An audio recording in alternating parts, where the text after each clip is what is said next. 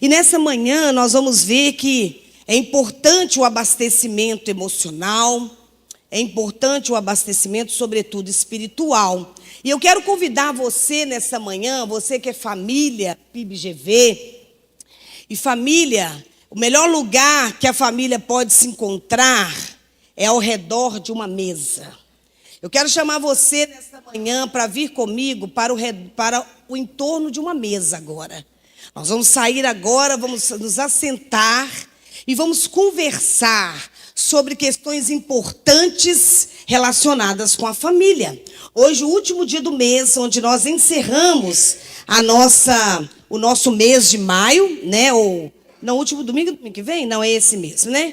Então, o último domingo de maio, onde nós encerramos esse mês, onde nós frisamos a importância deste órgão, né, ou este organismo tão importante que é a família. Nesta manhã, os irmãos vão ter misericórdia de mim, tá bom?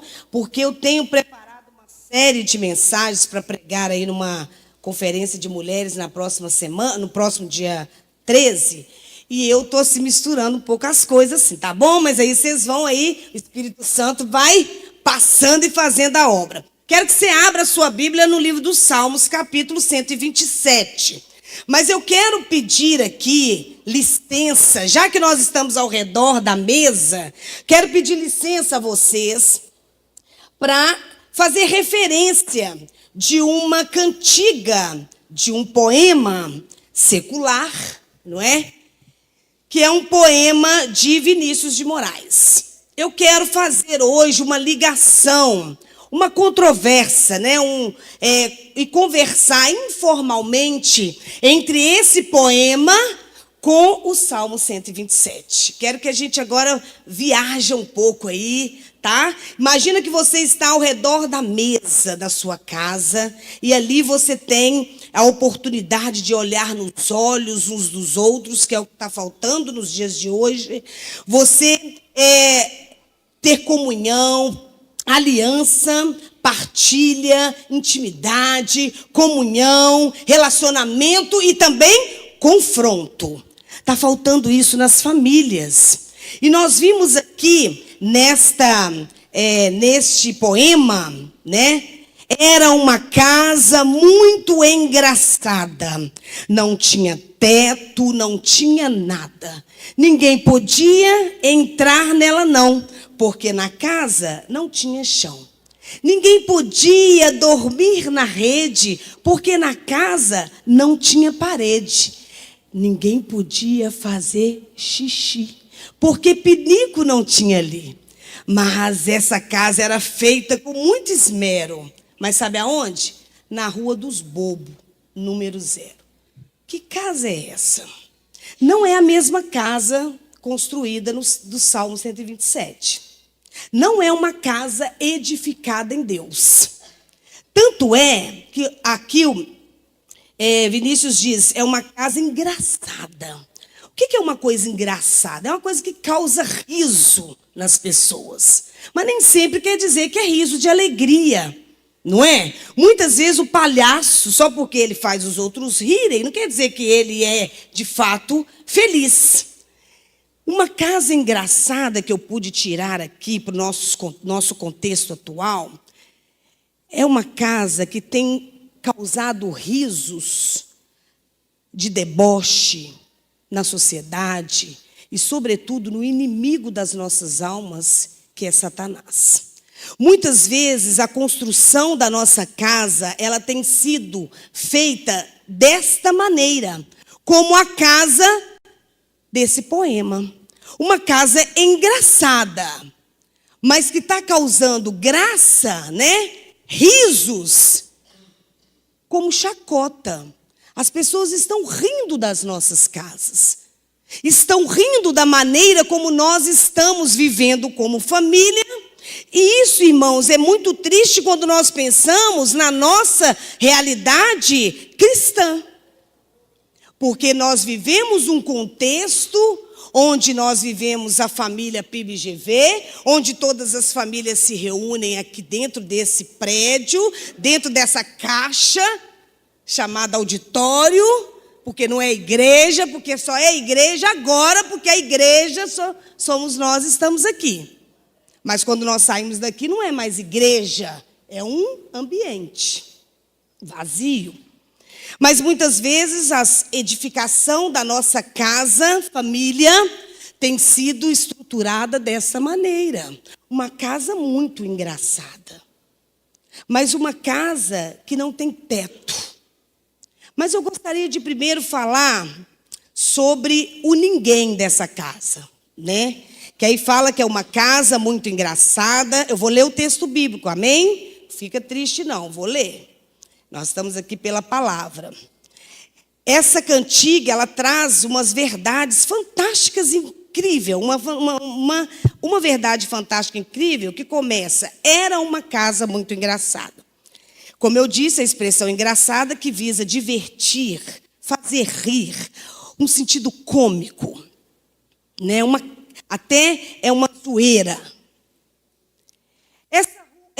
A letra simples dessa música traz consigo uma verdade que nos apresenta a responsabilidade que temos em construir uma casa. Mas nossa construção não pode ser uma casa não muito engraçada. Porque a casa que as famílias têm construído nos dias atuais, ela tem causado diversão, sim, risada, sim, mas ao nosso adversário, Satanás, que tem roubado a alegria das famílias. A mensagem central dessa cantiga, desse poema, é um esforço como algo inútil. Quando diz assim, é uma casa muito engraçada, não tinha teto, ninguém morava nessa casa, ninguém podia morar nessa casa. Esse ninguém, essa casa de ninguém, quer dizer uma casa onde as pessoas não têm nome, onde as pessoas não são consideradas pelo seu nome, onde as pessoas não são consideradas pelo que ela tem para se oferecer, uma pessoa que não tem opinião, uma pessoa que não existe, porque não há relacionamento entre os membros da família. E quando não há relacionamento entre pais e filhos, entre filhos e pais, essa casa é uma casa de ninguém. Cada um por si. Será que Deus por todos? Deus está imperando, mas será que nós estamos deixando Deus ser o centro da nossa casa? Ninguém. Uma família de estranhos, uma família onde o celular, onde o trabalho, onde as ocupações tem sido prioridade. É uma casa de ninguém, é uma casa onde cada um vive por si. Essa casa deste poema, uma casa feita por um esforço inútil, é uma casa de ninguém. Ninguém se refere à repetição contínua que mostra as pessoas que não têm nome, que não têm sentido, não têm significado, é um ninguém. Quando você permite, quando você entrega na mão do seu filho adolescente, na mão do seu filho jovem, uma chave para ele chegar em casa a hora que ele quiser, você está dizendo que ele é ninguém, que ele está à vontade, ele pode fazer o que ele quiser. E uma casa onde nós somos considerados, ou onde nós consideramos os nossos familiares como ninguém, não há importância uns com os outros. Isso está se tornando cada vez mais desastroso nas famílias. Ser ninguém é ser totalmente ausente dentro de casa, totalmente conectado com os distrativos. Os homens, os pais, totalmente conectados com a preocupação de ganhar o pão e colocar dentro de casa. Mas se envolve tanto com isso que não vê a necessidade dos seus filhos, da sua esposa, não vê a necessidade. A mulher também tem as suas atribuições, as suas atividades, e se apega tanto a isso que também ela própria é ninguém, porque ela não olha para si mesmo, para se cuidar emocionalmente, fisicamente, espiritualmente, porque ela está muito atarefada. Hoje em dia, as avós com os netos, não tem tempo. E esse ninguém tem impedido que o discipulado seja realizado dentro da nossa casa. Porque as pessoas estão preocupadas com coisas e não com gente, e não com pessoas. Famílias de estranhos. Essa casa era uma casa que não tinha ninguém. Era uma casa também desprotegida, porque era uma casa que não tinha teto. Teto quer dizer proteção. Se chover aqui agora, nós estamos protegidos. Mas essa casa do poema é uma casa desprotegida. Uma casa que não tinha teto. Não tinha, além de não ter proteção, também não tinha função de proteção. Onde o pai dessa família, que é o que deveria ser o sacerdote, que deveria ser aquele que toma as rédeas da vida espiritual da família, ele está tão ocupado que ele não cumpre essa função protetora da sua família. E a família está vulnerável, psicologicamente, espiritualmente, sobretudo espiritualmente. Às vezes provida financeiramente. Porque é um pai que se preocupa muito em dar o melhor estudo, a melhor escola, cursos. Mas não se preocupa com a proteção mais importante, que é a proteção espiritual. Casa sem teto é casa sem ausência. É com ausência. A ausência da figura paterna. Uma casa insegura, onde todas as pessoas não se sentem seguras, porque essa casa não tem proteção. Quando o teto da casa não tem segurança, há vazamentos, dando lugar à entrada de todo tipo de impureza. Casa sem cobertura. E casa sem cobertura é casa estruturada pelo pecado. É casa abandonada. Irmãos, quando eu falei que talvez eu poderia me misturar algumas coisas aqui, é que eu tenho trabalhado num tema sobre como ter o coração de Maria no mundo de Marta. Queridos, como nós estamos como evangélicos, cristãos evangélicos, vivendo no mundo de Marta, nas preocupações, na ansiedade. Irmãos, é triste o que eu vou falar, e às vezes vocês podem até assustar com o que eu vou falar. Mas pessoas que não conseguem assentar como os irmãos estão e ouvir a palavra de Deus. Pessoas do mundo de Marta, ansiosos que não conseguem viver como Maria, assentados aos pés de Jesus, ouvindo a palavra de Deus. Aqui na nossa igreja nós temos pessoas assim, infelizmente, que não conseguem se assentar e ouvir o que Deus tem para falar à sua vida. Não consegue. Sabe como que nós chamamos isso? Religiosidade. O mundo de Marta é um mundo de religiosos. De pessoas que vão à igreja, de pessoas que batem um cartão na igreja, que vão para a escola bíblica, mas que no dia a dia não experimentam a vontade de Deus. No seu dia a dia, pessoas que estão sem proteção. Aqui diz também que essa casa não tinha nada. Uma casa que não tinha nada, ela falta.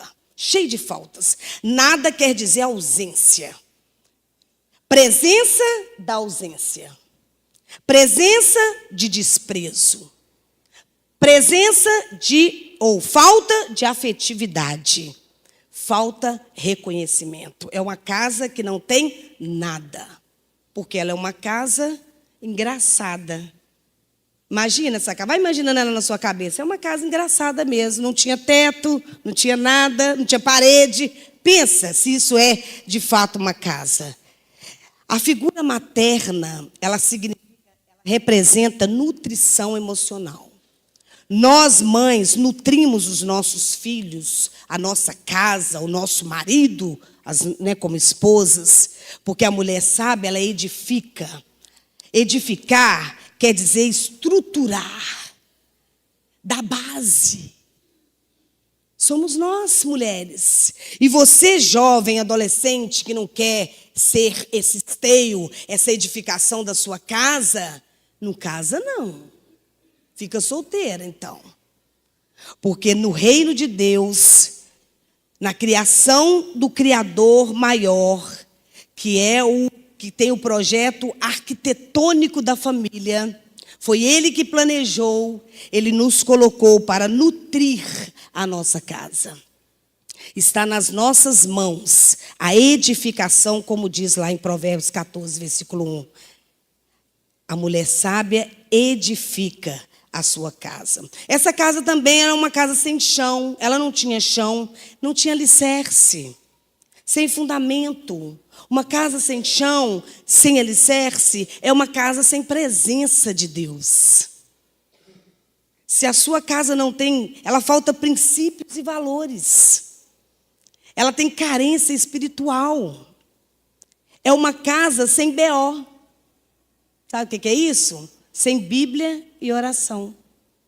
Essa casa, a casa sem chão, ela não se lê Bíblia, ela não se ora.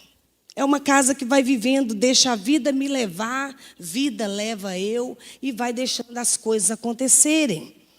Sem Bíblia e sem oração. Ela também é uma casa sem parede, não tem limites. Irmãos, como é nítido hoje as famílias, e nós que temos a família cristã, nós vimos nitidamente dentro da nossa igreja, pais e mães que não colocam limite nos seus filhos. Se nós não acordarmos e colocarmos hoje na Anne, no Pedro, nos bebês da nossa igreja, se não colocarmos hoje, vai chegar um momento que nós vamos nos esforçar mais. Vai ser mais difícil para a gente fazer isso. Casa sem parede é casa sem limite. Ausência de limite, inversão de papéis, ausência de disciplina. A função do casal é invertida. A mulher quer ser o homem da casa. Está errado. Biblicamente está errado. E eu não tenho medo hoje de falar e as pessoas, como diz os meus filhos, ser cancelada. Tem problema ser cancelado. A mulherada que quer se colocar na posição de dona da casa. Nós somos dona da casa mesmo. Ontem estava aqui arrumando para a festa das bodas do irmão Emilson e da irmã Ruth. E aí aquele banquinho lá atrás, onde a Érica está sentada, né? O pastor Hélio pegou aqui e colocou lá. Só que ali a gente estava preparando para colocar uma mesa. E aí eu falei assim, esse banco não pode ficar aí. Aí ele falou, mas por quê? Eu falei, não pode. Aí tinha um irmão perto, ele falou assim, vai fazer ele tirar o banco. E eu fiz ele tirar o banco. Falei, decoração de casa, quem manda é mulher. Amém? Amém, igreja? Mas a autoridade na vida dos filhos e até na nossa vida também são os homens. Se você não quer, mulher, viver, não é debaixo, não. É ao lado, acompanhando o seu marido e respeitando, obedecendo-o. Então, mulheres solteiras, não case. Porque a orientação de Deus não é que nós ficamos debaixo dos homens, submissão não é isso. Submissão é sob uma missão. É andar com alguém que tem uma missão, nós vamos andar juntos, lado a lado. E tem homem também que se acha também, né? Que acha que só porque ele é homem, ele tem que também usar da autocracia. Não. Autoridade não é ser autocrático, não é pisar, não é mandar. Como Deus mandou, não. É você assumir o seu lugar. Se cada membro da família assumir o seu lugar, com certeza nós teremos uma casa edificada. Então, a casa sem parede é uma casa sem limite. Ô, gente, isso aqui que eu vou falar baixinho para vocês não ficarem escandalizados. E a casa sem pinico?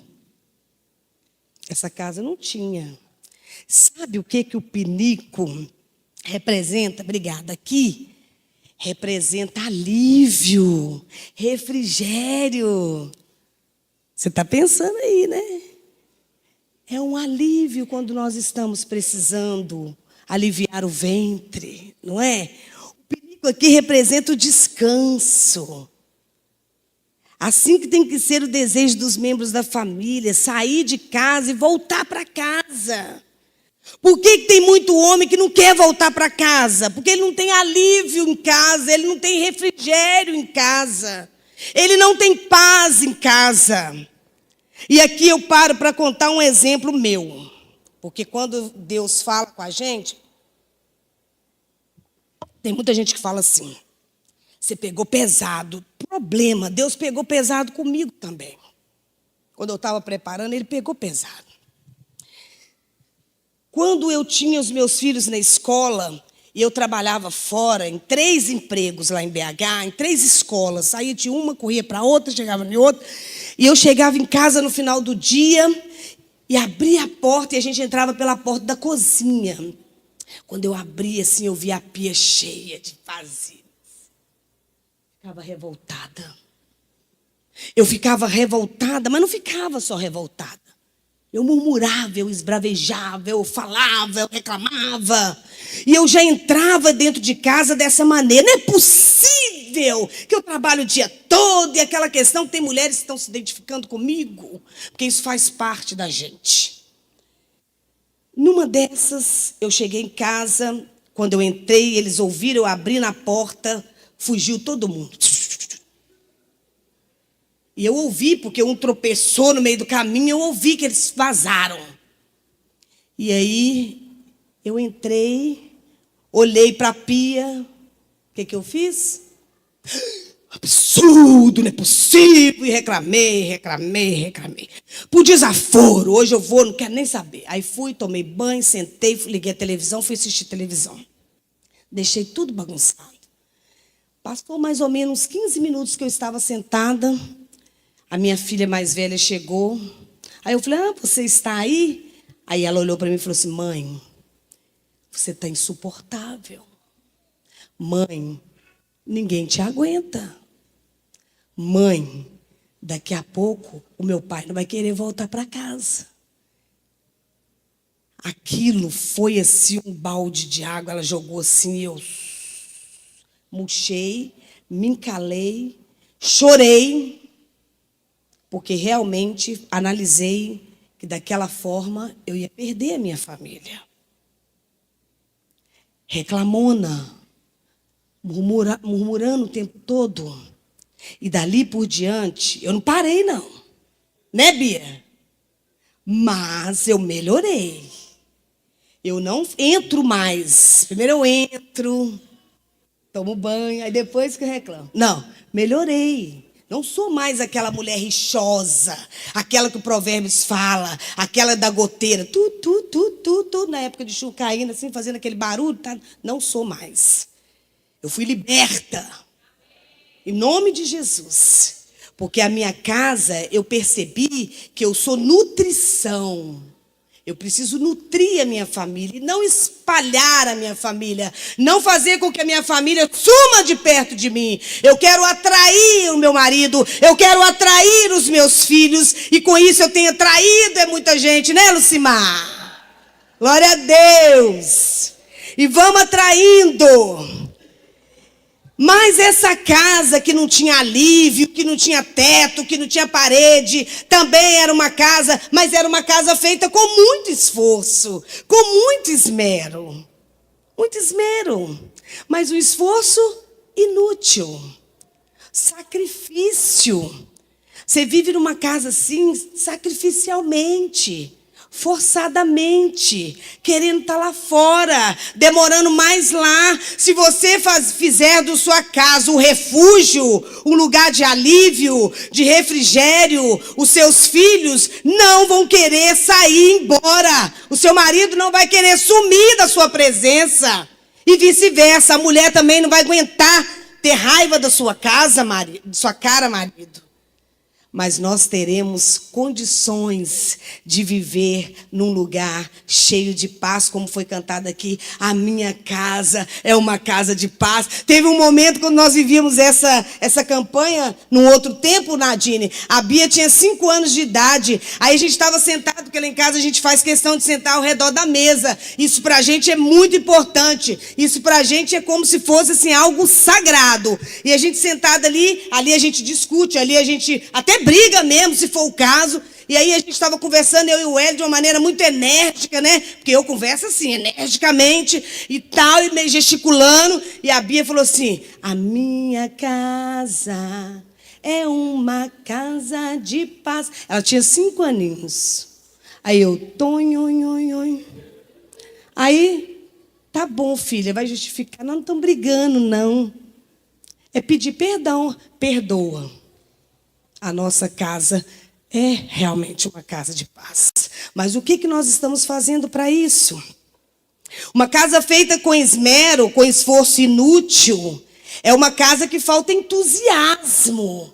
Entusiasmo, se você separar essa palavra, enteos, é Deus dentro. Onde falta entusiasmo, está faltando o Deus dentro. Então, nós precisamos trazer entusiasmo para dentro da nossa casa. Porque uma casa feita com esforço inútil é uma casa sem ser cheia de Deus. E, por último, é o lugar onde fica essa casa.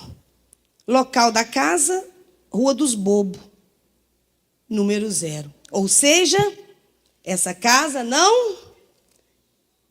mas ela não deveria existir, mas ela está existindo. Nós estamos construindo isso. Aí a gente vem para a contradição do texto bíblico. Abra sua Bíblia aí. Eu não vou demorar não, tá? Estou acabando. Salmo 127. Se o Senhor não edificar a casa, em vão trabalham os que a edificam. Se o Senhor não guardar a cidade, em vão vigia a sentinela. Inútil vos será levantar de madrugada, repousar tarde, comer o pão que penosamente granjeastes aos seus amados, ele dá enquanto dormem. Herança do Senhor são os filhos, o fruto do ventre, seu galardão. Como flechas na mão do guerreiro, assim são os filhos da mocidade. Feliz o homem que enche deles a sua aljava. Não será envergonhado quando pleitear com os inimigos à porta. Aqui nós encontramos o Deus arquiteto. O projeto arquitetônico do dono da família, chamado Deus. Ele arquiteta uma casa com fundamentos eternos. Esse poema que nós vimos aqui nos diz que é uma casa feita com esforço, mas que não tem estabilidade. Uma casa onde qualquer ventinho derruba. Uma casa onde qualquer ideologia derruba. Onde qualquer conceito influencia. Mas o nosso arquiteto, Deus, ele diz que se ele não estiver nesta casa, a casa do Salmo 127 é um projeto arquitetônico divino para o meu lar, para o seu lar. Lar é diferente de casa. Lar é refúgio. Lar é lugar de amor e de paz. A nossa família precisa ter prazer em voltar para o lar e encontrar um lar. E não simplesmente uma casa ornamentada, bonita, cheirosa fisicamente, com móveis lindos, planejados, sofá maravilhoso. Lá no Antigo Testamento é o Senhor falando da construção do templo. Você se preocupa em construir as suas casas. Em colocarem os adornos melhores, os lustres mais maravilhosos. Mas o seu coração está longe de mim, diz o Senhor. A nossa família precisa voltar-se a se reunir ao redor da mesa, olhar uns nos olhos dos outros, haver confronto. A igreja de Cristo, a família PIBGV, também, se você perceber alguém que está precisando de ser confrontado, está precisando ser abraçado, abraça. Está precisando ser corrigido, corrija.